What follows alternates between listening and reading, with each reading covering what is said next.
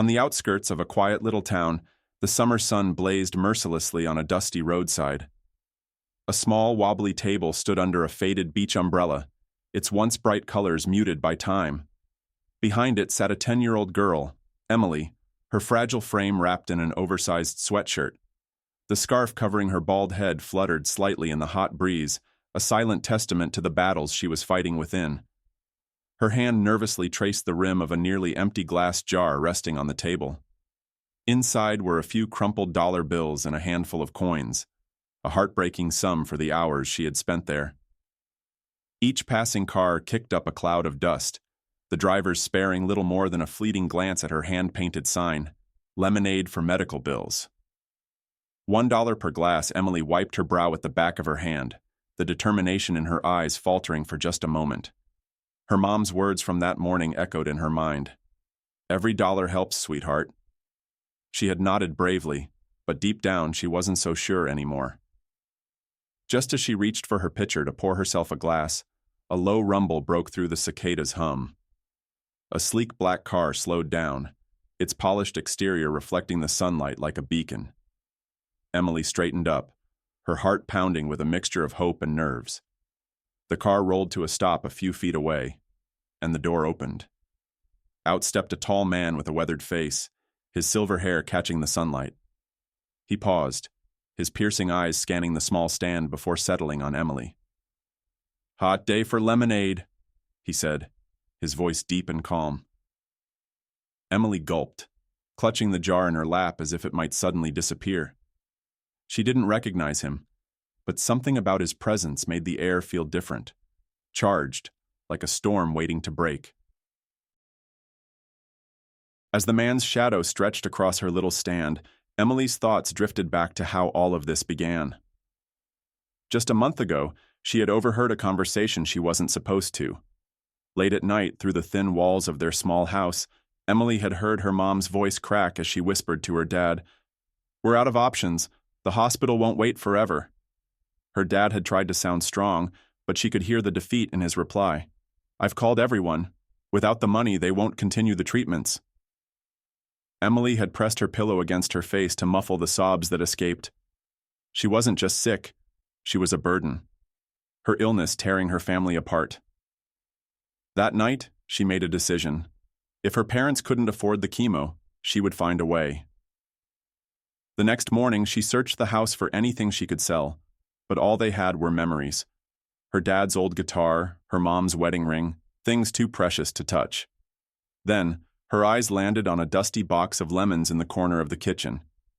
She remembered the summers before she got sick, when her mom would make lemonade from a secret recipe, pouring love into every glass. People love lemonade, Emily thought, and they'll love it even more if it's for a good cause. Her parents had laughed at first when she shared her plan, but she'd begged them to let her try. Her mom eventually relented, giving her the recipe and a tight hug. "Promise me you won't push yourself too hard," she whispered. Sitting at her stand now, Emily glanced at the jar of coins and straightened her sign. She wasn't just selling lemonade. She was fighting for her life, and for her family's hope. The morning Emily decided to set up her lemonade stand, she felt a surge of nervous excitement, as if her tiny frame was carrying the weight of something much bigger than herself. She stood in the cluttered garage, scanning for anything that could help her cause. Her dad's old folding table leaned against the wall, its surface scratched and uneven. It wasn't perfect, but it would do. She dragged it outside, her small hands trembling from exhaustion, but driven by determination. The kitchen became her workshop. Her mom's secret lemonade recipe lay open on the counter like a sacred text. Emily squeezed each lemon with care, her arms aching after the first few. Still, she pressed on, imagining the taste of hope in every sip. The sign was her favorite part. She took a large piece of cardboard and painted in big, uneven letters, "Lemonade for medical bills." Beneath it, she added a small heart, the paint smudged by her unsteady hands. When she stepped back to admire her work, she smiled for the first time in days. Outside, Emily set up her stand at the edge of their yard, her heart racing as the first few cars sped past without stopping. She waved shyly at the neighbors walking by. most of whom offered polite smiles but didn't pause. A lump formed in her throat. Was this a mistake? Her mom peeked out from the window, her eyes filled with a mixture of pride and worry. Emily caught her gaze and gave a tiny nod, as if to say, "I've got this." She adjusted the scarf on her head, wiped the sweat from her brow, and sat down. This wasn't just a lemonade stand. It was a lifeline, and she was determined to hold on to it, no matter what. The hours dragged on as Emily sat quietly behind her lemonade stand, her hopeful smile growing weaker with each passing car that didn't stop. The sun beat down relentlessly, and her legs ached from sitting so long, but she refused to move. She had promised her parents she would do this. But deep inside, she wondered if anyone would care enough to buy a glass. As she poured another glass for herself, trying to ignore the pang of hunger gnawing at her stomach, something caught her eye. A black car, sleek and shining under the afternoon sun, slowed as it approached. Emily's heart skipped a beat. She quickly wiped her face, hoping the sweat wouldn't betray her nervousness. The car stopped a few feet away. The driver's door opened, and out stepped a tall man. His silver hair and weathered face were unfamiliar, but there was something about him that made Emily's breath catch in her throat. He was older, but there was a kind of quiet strength in the way he moved. As he stood still for a moment, almost as if taking in the scene before him, Emily's pulse quickened. Was he really going to stop? Was he actually looking at her stand? The man took a few steps toward her, and Emily's fingers tightened around the glass jar. She didn't recognize him, but something in his gaze felt different. It wasn't pity, like some of the others who'd passed by. It wasn't the usual dismissive glance. There was a deep interest, as if he saw something more than just a little girl trying to sell lemonade. "Well, this is some dedication," the man said, his voice deep and calm. "Hot day for lemonade, isn't it?" His words were soft but filled with warmth, and for a moment, Emily felt a flicker of hope she hadn't felt all day. Emily stood frozen for a heartbeat, unsure of what to say or how to react. The man, whose weathered face and soft yet commanding voice made her feel oddly comforted, was still standing there, looking at her with a kindness she hadn't expected. She'd hoped for someone to stop, sure, but she never imagined someone like him. She wiped her sweaty palms on her jeans and finally found her voice. "It's, lemonade," she said, the words coming out in a small, hesitant whisper. $1. For the medical bills. To help me get better." Her eyes briefly flickered to her jar, still half empty, but she couldn't help it. She needed him to understand. He nodded slowly, studying her with an intensity that made her feel both exposed and understood at the same time. "Medical bills," he repeated softly, his gaze never leaving her face. There was no judgment there, no pity, just a quiet recognition of something bigger than either of them. Emily looked up at him, feeling the heat of the sun on her back and the weight of the moment. She swallowed hard, fighting to keep her voice steady. I don't want to be a burden to my mom. She works so hard, but it's not enough. And we can't keep up with everything." Her voice trailed off as the lump in her throat grew thicker, but she didn't want to cry in front of him. She couldn't cry. He leaned in slightly, his deep eyes narrowing in thought. "You're a strong girl," he said, his words wrapping around her like a warm blanket. "I can see that." The compliment felt like a lifeline, something she hadn't realized she needed. I'm trying my best," Emily said, her voice trembling but her head held high. For the first time that day, she felt like maybe, just maybe, her efforts weren't going unnoticed. The silence between them hung for a moment, thick and almost too intimate for Emily to handle. But then, the man did something unexpected, something that made her heart skip a beat. He reached into his pocket and pulled out a crisp $100 bill. He didn't flinch, didn't hesitate. Without a word, he placed it in the jar. Emily's breath caught in her throat. $100? She stared at the bill, wide-eyed, unable to comprehend what had just happened. But that's too much, she stammered, her hand trembling as she reached for it. The man gave a soft chuckle, a quiet sound that felt like a promise. "For something this important, there's no such thing as too much," he said, his voice calm and steady. Before Emily could speak again, the man glanced over his shoulder, his eyes scanning the street.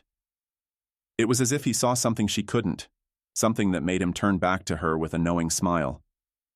"I'll be right back," he said, his voice filled with purpose. He walked away, his footsteps leaving a trail of dust behind him. Emily stood there, the $100 bill burning a hole in her hands. Was this real? Was this man really helping her, really seeing her? Just like that? As she stood frozen, staring at the money, something miraculous happened. One by one, cars slowed as they passed by. And then, just as suddenly, a few stopped. People got out of their cars and approached the stand, some with smiles, some with looks of curiosity. A woman in a wide-brimmed hat was the first to speak. "I saw that man over there," she said, her voice low but filled with wonder. "Is he for real?" Before Emily could answer, others were gathering, their voices buzzing with excitement, their wallets open, eager to help. The crowd grew around her like a wave, unexpected but welcome, and for the first time that day, Emily felt a surge of something she hadn't dared to believe in for a long time. Hope. The small crowd continued to grow, and with it, the atmosphere shifted from disbelief to a kind of magic that Emily couldn't quite grasp. People were laughing and talking, pulling out cash and placing it in her jar with wide smiles. It felt surreal, like she was in a dream. Her hands shook as she carefully counted the bills. It had only been an hour, but it seemed like the world was suddenly on her side. As she tried to make sense of it all, a loud voice cut through the noise. "Did you see that? It's him. Clint Eastwood," someone exclaimed, pointing toward the street. The buzz around her grew louder, and for a moment, Emily thought her heart might stop. There, at the edge of the crowd, stood Clint Eastwood, his tall frame like a lighthouse among the people. He hadn't just given her money. He had started something bigger than she could have ever imagined. Now, it seemed like the whole town was showing up, drawn by the story of the man who had helped the little girl with the lemonade stand. A man with a camera approached, his eyes eager with excitement. "Hey, young lady, mind if we get a picture?" he asked, snapping the lens toward her. Emily's heart skipped. This was real. People were taking her story seriously. As the flashes of cameras erupted around her, her legs went weak, and she felt a flush of heat rush to her face. The crowd gathered closer, their murmurs filled with admiration, as a reporter with a microphone approached. "What made you start this stand?" she asked, her voice soft yet sharp with curiosity. Emily swallowed hard, the weight of her words heavier now than ever before. She knew this moment wasn't just about lemonade, it was about the battle she had been fighting all along. With a deep breath, she answered, "I just wanted to help. I wanted to do something for my family." The reporter nodded, her expression softening. "And now, it seems like the world is helping you." Just as Emily began to settle into the rhythm of the moment, her heart raced again. Through the growing crowd, she saw the familiar figure of Clint Eastwood approaching once more. This time, however, something about his steps was different, more purposeful, as if he carried something heavy in his heart, something important he needed to share. He walked straight up to Emily, his presence commanding yet kind, as if every part of him was dedicated to making sure she understood what he was about to do. Without a word, he smiled at her, the kind of smile that made everything feel like it would be okay, even when it felt impossible. "I didn't want to leave without doing something more," he said quietly, pulling out a thick envelope from his jacket. The crowd held their breath as Clint handed it to Emily, his eyes never leaving hers. The envelope was heavy, and as Emily took it from his hands, her fingers tingled. "Clint, Emily began, but words failed her. The shock of it all, the overwhelming sense of gratitude she felt, left her speechless. "Inside there," he continued, "is enough to cover your treatment, your bills, and then some. I know you have a long road ahead, but I hope this helps make it just a little bit easier." His words were simple, but the weight of them hit Emily like a tidal wave. Tears welled up in her eyes, blurring her vision as she opened the envelope. Inside, she saw a check. A check so large it might as well have been from another world. But it wasn't just about the money. It was about something far deeper. Her heart clenched as she looked up at him, barely able to speak. "Thank you. Thank you so much," she whispered, her voice shaky, but full of a kind of reverence she hadn't felt before. The crowd erupted into applause, but for Emily the only thing that mattered was the man standing before her, who had turned her fight into something everyone believed in. For the first time in what felt like forever, she didn't feel like a burden. She felt seen. The crowd's applause seemed to fade into the background as Emily stood there clutching the check that was more than just a lifeline. It was a symbol of hope. She hadn't expected this. She hadn't even dared to dream it. But there it was, in her hands, like a miracle she couldn't fully comprehend. She looked up at Clint Eastwood, her voice barely a whisper. You didn't have to do this." Clint smiled, his eyes crinkling at the corners, full of understanding. "Sometimes you just have to believe in something bigger than yourself," he said softly. "And I believe in you." For a moment, the world around Emily seemed to blur. She felt a strange warmth flood through her, like a fire had been lit deep within her chest. She didn't know how to explain it. This wasn't just about the money or the recognition. This was about something deeper, something human, something that made her realize she wasn't as alone as she thought. As Clint turned to leave, the crowd slowly began to disperse, but the energy remained. People were talking about her story, about the lemonade stand, about the kindness of a stranger. The ripple effect had begun. Her small act of courage had touched lives beyond her own. And as she glanced around at the faces that had gathered to support her, Emily realized that the world had shifted. What had begun as a simple act of desperation had blossomed into something beautiful, a reminder that sometimes the kindness of one person can spark a chain reaction that can heal more than just a body. Emily looked down at the jar filled with donations, but it wasn't just money she saw now. It was a symbol of a community coming together, of people lifting each other up when they needed it the most. And for the first time in a long while, Emily believed, truly believed, that things might just be okay. As the last of the crowd slowly drifted away, Emily remained standing by her lemonade stand, the weight of everything she had just experienced still settling in. Her fingers brushed over the check Clint had given her, almost as if she needed to confirm that it was real. The money was important, yes, but what it represented was even more powerful. It was a reminder that sometimes, in the darkest of times, a small spark of kindness could ignite something life-changing. She looked up at the sky, the setting sun painting everything in a soft golden light. For the first time in what felt like forever, Emily felt like she had something to look forward to. She wasn't just a little girl selling lemonade anymore. She was someone who had made a difference, who had fought for what mattered, and, because of that fight, had been seen by people who cared. Her heart swelled with gratitude for everyone who had supported her, from the people who had stopped to buy lemonade, to the stranger who had turned her world upside down. Emily knew this was only the beginning of her story. This moment would shape her future in ways she couldn't fully understand yet, but she was determined to honor it. As she turned back to the stand, she felt a deep sense of purpose. She wasn't just fighting for her own survival anymore. She was fighting for something greater. And with every step forward, she knew she had a community behind her, cheering her on. If this story touched you, inspired you, or made you believe in the power of kindness, don't let it end here. Share it, spread it, and remind everyone that no act of generosity is ever too small. You never know whose life it could change. Take a moment today to reach out, to help, to make a difference. Who knows? You could be the next person to light the way for someone else.